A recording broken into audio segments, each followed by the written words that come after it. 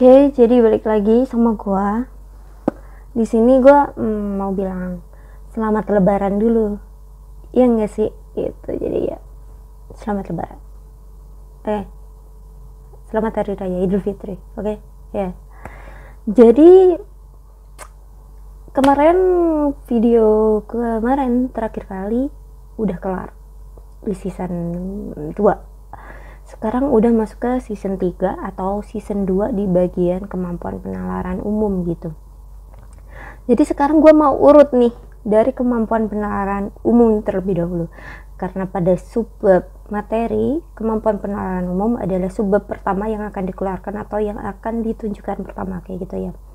Tapi kan kita bisa mulai dari yang mana dulu, tapi ya penyusunan untuk pengerjaan secara idealnya ya ini dulu gitu ya.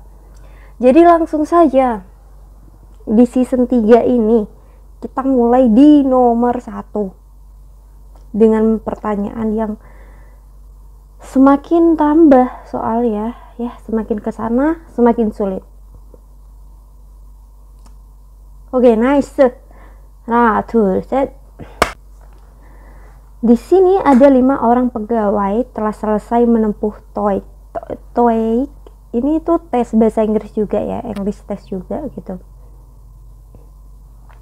Nilai diperoleh Brooke lebih, gue tahu nih siapa nih, lebih tinggi dari Robert.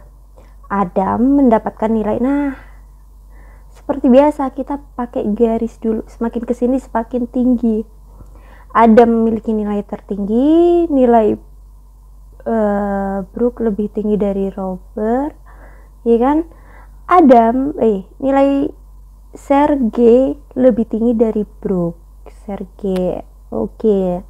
Enes mendapatkan nilai rendah dari Brooke, tetapi lebih tinggi dari Robert. Berarti di sini nih urutan, wah kan gampang nih. Oke, tinggal reps gitu. Yang mana? REBSA. Oke, lanjut ke soal nomor 2 gitu. Konsumen menyukai laptop yang daya baterainya tahan lama, tahan 4 jam atau lebih, ya harus spesifik tahan lamanya itu berapa gitu ya, biar enak nyari laptop. Nah, lanjut, harga di bawah 6 juta. Nah loh, dan memiliki kapasitas RAM yang besar. Nah loh, murah, RAM besar, tahan lama, wow banget itu kalau emang ada ya. Tapi laptop gua contohnya ada, tapi kekurangannya di baterai. Toshiba tahun 2000, pas gue SD lagi, 2012. Laptop A memiliki daya, oke, sekarang udah ini ya, ini idealnya, kita tulis idealnya tahan lama, baterai lebih dari atau sama dengan 4 gitu ya. Harga di bawah 6 juta. Nah lo, RAM besar gitu. Idealnya di sini ada laptop A memiliki baterai sama dengan 6 gitu. Harga 6 juta, RAM 4. Baterai itu tidak terlalu penting sebenarnya, bisa second choice lah baterai itu. Oke, lanjut.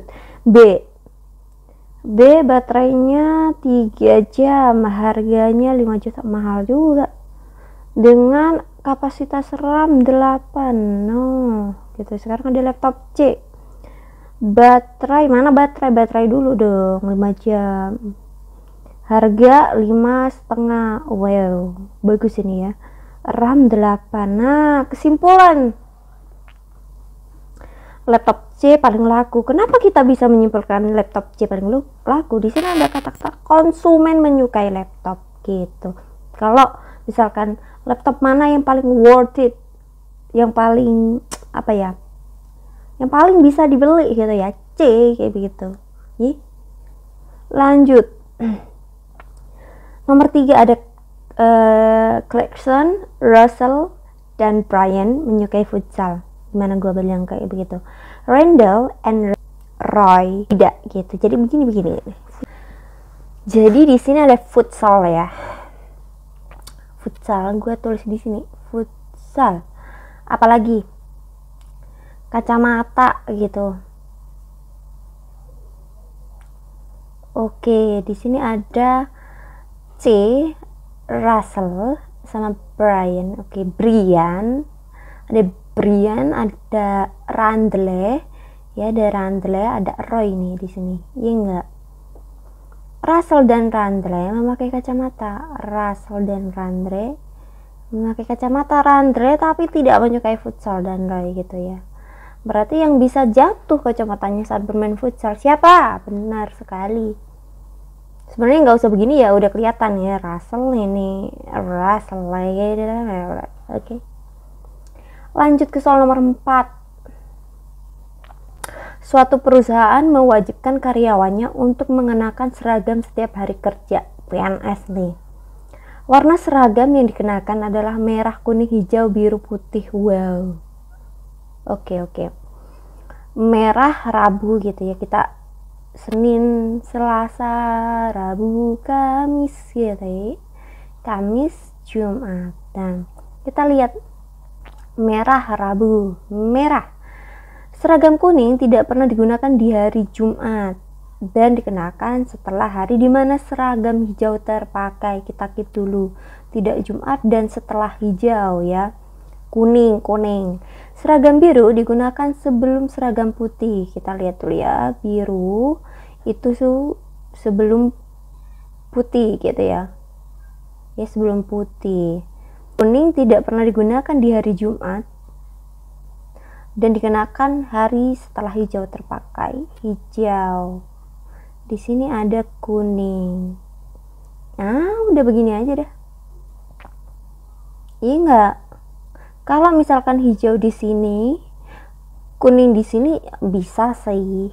Di sini biru, di sini putih, bisa sih. Ya, kemungkinan lain lah gitu. Kita lihat dulu di sini nih. Kuning, hijau. Kuning hijau ini sudah tidak masuk akal. Dikatakan hijau itu digunakan sebelum kuning gitu ya. Dikenakan setelah hari dimana seragam hijau terpakai gitu ya. Hijau, kuning, wah ini masuk. Tapi ini yang nggak masuk nih. Seragam biru digunakan sebelum gitu ya. Sebelum. Berarti biru dulu baru putih gitu ya. Nggak bisa ini. Biru, putih, kuning, hijau. Nah ini kuning, hijau, hijau, kuning gitu ya. Merah, biru, putih. That's right gitu ya. Kita gunakan kejadian yang pertama. Nah ini kemungkinan kejadian itu sebenarnya banyak, tapi secara logis dulu kita pikirkan urutannya gimana sesuai pernyataan. Misalnya pernyataan pertama menjelaskan tentang hijau, kuning, berarti hijau kuning dulu gitu, baru biru putih kayak gitu ya nggak sih? Nomor 5 ada 5 orang diplomat. Oke, ada bahasa Mandarin di sini ada Jepang, ada Arab ya, ada Inggris, ada Perancis. Oke, sekarang ada K yang bisa apa? K itu bisa Mandarin dan Jepang. L bisa Arab, Inggris, Prancis. M hanya bisa bahasa Jepang. It's okay. Kenapa harus ditulis hanya bisa? Oke. N bisa bahasa Mandarin, Inggris, Prancis. O bisa berbicara bahasa Arab dan Jepang.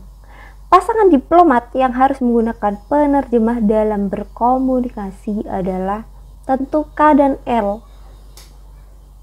Oke, kita lihat dulu. M dan N ini select loh ini ya, select. Ini dan ini juga butuh penerjemah karena tidak ada bahasa yang sama ya yang bisa digunakan begitu. Kita cari. Oh, ternyata ada L dan M. Yang nggak nyambung nih ya, nggak nyambung, ini gini, ini begini, yin, L dan M gitu. Oke, kelar. Semangat.